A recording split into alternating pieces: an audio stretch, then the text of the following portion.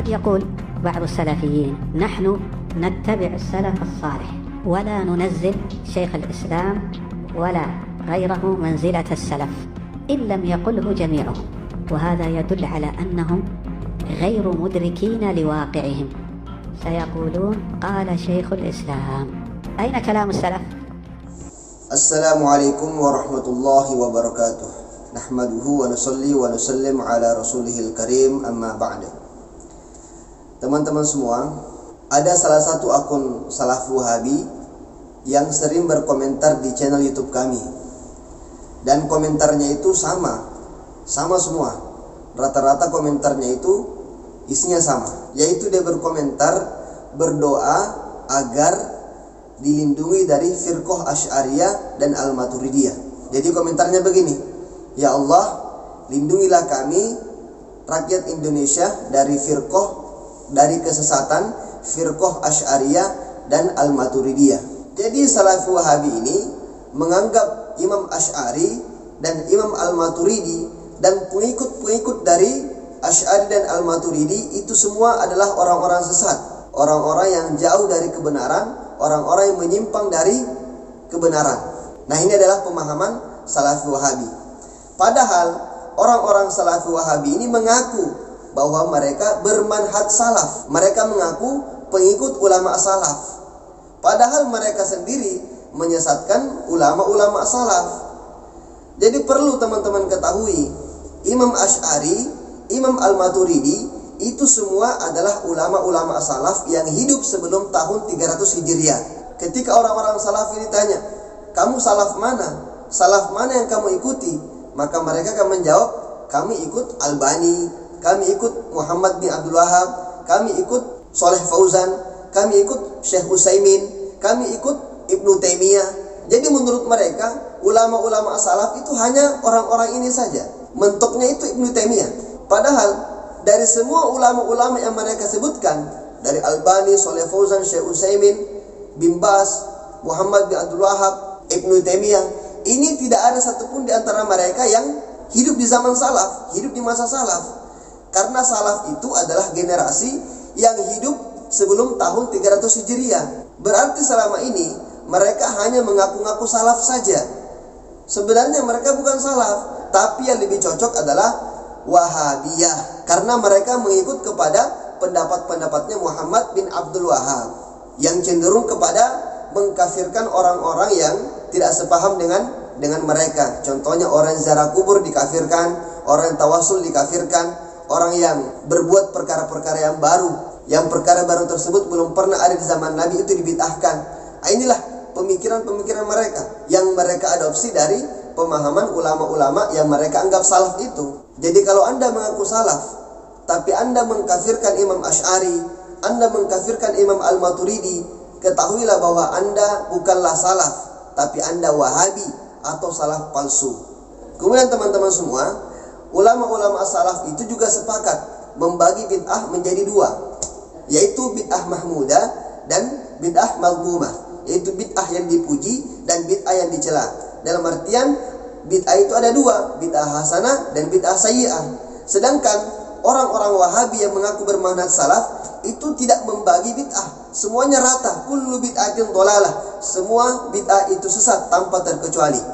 Padahal mereka sendiri membagi bid'ah, ada bid'ah lugawi, ada bid'ah maknawi. Nah, pembagian seperti ini, bid'ah lugawi, bid'ah maknawi, itu belum pernah ada di zaman salaf. Yang ada itu adalah pembagian bid'ah menjadi hasanah atau sayyi'ah. Yang pembagian ini mereka tidak terima, karena bagi mereka semua bid'ah sesat, tidak ada yang tidak sesat.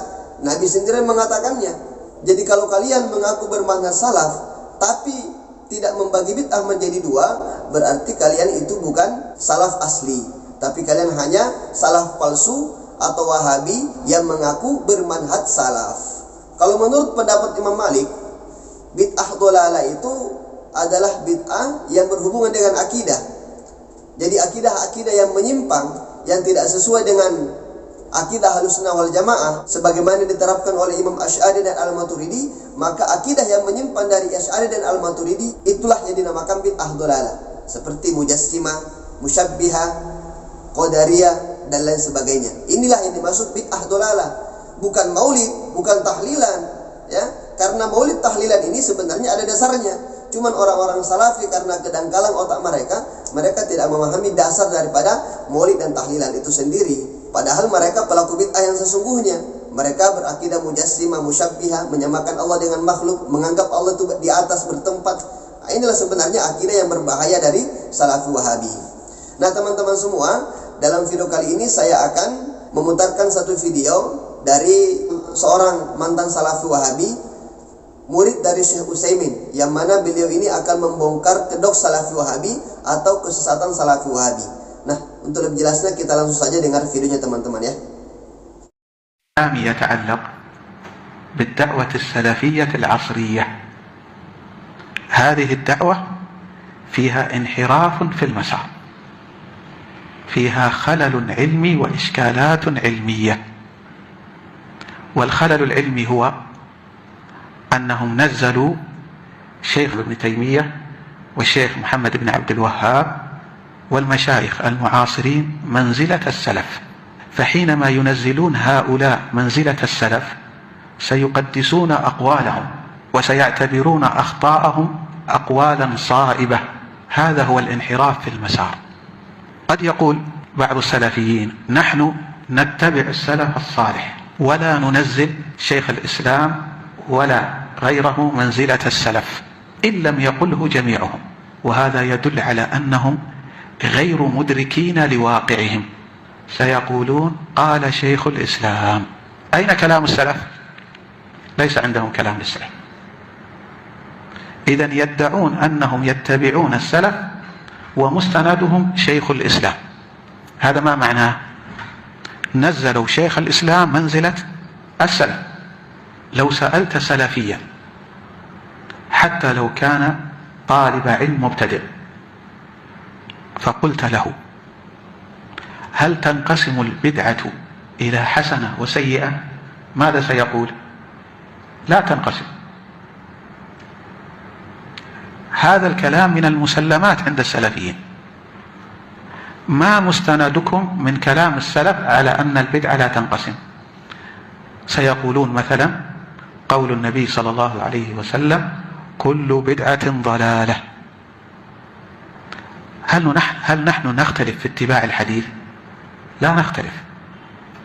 اختلافنا في فهم الحديث. من السلف فهم من هذا الحديث أن البدعة لا تنقسم؟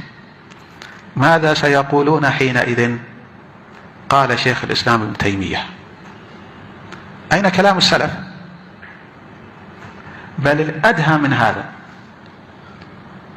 لو قلت لهم عمر بن الخطاب رضي الله عنه يقول عن صلاة التراويح نعمة البدعة، نعمة البدعة، معنى كلامه أن صلاة التراويح بدعة حسنة، ماذا سيقولون؟ سيقولون هذه بدعة لغوية، سمها ما شئت. هل يجوز إطلاق البدعة الحسنة أم لا؟ هذا الذي يهمنا. أو سيقول مثل ما قال لي أحد مشايخ السلفيين أخطأ عمر بن الخطاب رضي الله عنه. الشافعي قسم البدعة إلى بدعة ممدوحة وبدعة مذمومة، أي حسنة وسيئة. المشهور عند العلماء تقسيم البدعة إلى حسنة وسيئة. كثيرون جدا الذين قسموا قبل شيخ الإسلام. فلماذا يتفق السلفيون على أن البدعة لا تقسم؟ هل مستندهم السلف؟ شيخ الإسلام. جمهور السلفيين عوام وهم مهيئون لترك السلفية، والسبب الحيرة التي هم فيها بسبب اختلاف وتفرق السلفية. Nah, itulah tadi video dari seorang murid dari Syekh Utsaimin atau mantan dari Salafi Wahabi. Nah, semoga video ini bisa bermanfaat dan semoga bisa membuka pemikiran Salafi Wahabi agar bisa kembali ke jalan yang benar. Assalamualaikum warahmatullahi wabarakatuh.